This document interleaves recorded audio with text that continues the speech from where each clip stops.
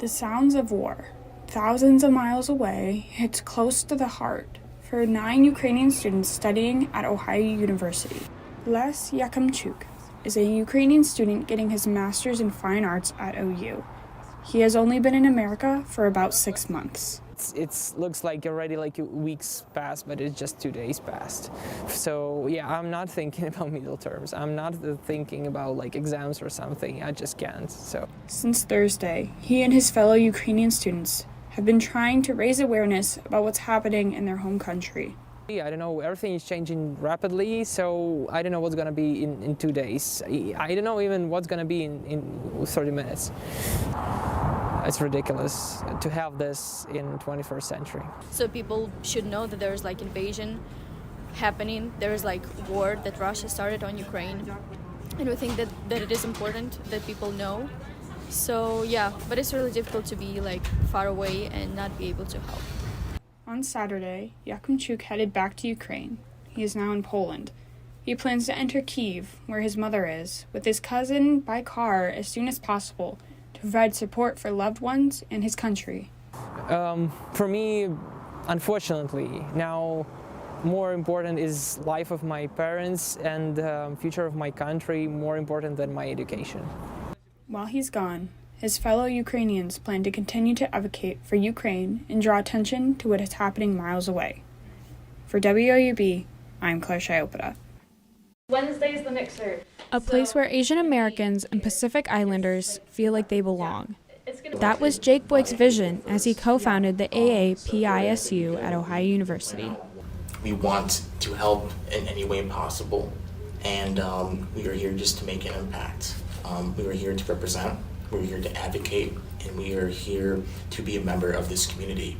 The organization is in its first year on campus. They are one of very few organizations providing representation at Ohio University and in the Athens community. Asian American and Pacific Islanders only make up about 1.9% of the campus, so I think being in a group, in like a student union, has essentially like made sure that we're heard as like a group of people, not just solely as individuals. This past fall, the AAPISU collaborated with local Asian American and Pacific Islander organizations for the homecoming parade. This was the first time they came together to celebrate. It inspired a lot of us, and it really showed us that what we're doing here is important, because in that moment, we were all together, and we were all representing our community. From April 11th to April 15th, the AAPISU will be celebrating Asian American Pacific Islander Heritage Week. A cherry blossom picnic celebration will kick off the week's activities. We're hopefully going to invite the Chubu University students, which is the Japanese university that the OU has a partnership with, as well as all of the AAPI affiliations.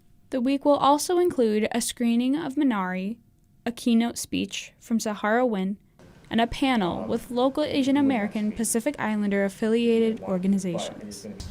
During all of the hate crimes, the horrendous hate crimes throughout 2019 and 2021 that sparked the Stop Asian Hate movement, it made people feel unwanted and unworthy and ashamed to be us. And we want to show it this week that it's okay to be you.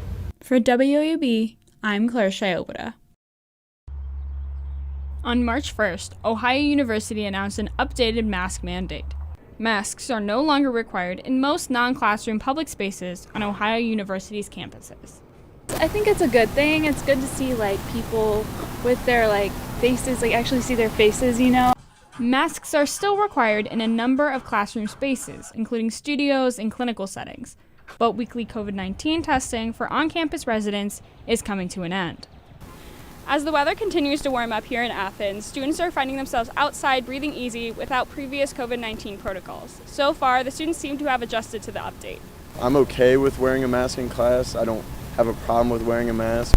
It's just if I have the option not to, I would take that option. I also think it's nice to not have to wear one, but I do understand like in large like lecture halls that there are like 400 people in there and that people are tight, like you can't sit like every other, like that's not really possible.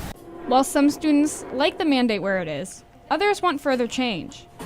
I think it's also a little bit risky at the same time because there's like still a lot going on, like with the cases and stuff like that. Like even my friend just got it last week, so. I don't really understand why we have to wear masks in class, because there doesn't seem to be much of a difference between sitting in a classroom and being in a restaurant. I think that like eventually we'll like start to like not have to wear masks in classrooms, hopefully. For WOUB, I'm Claire Schiopota.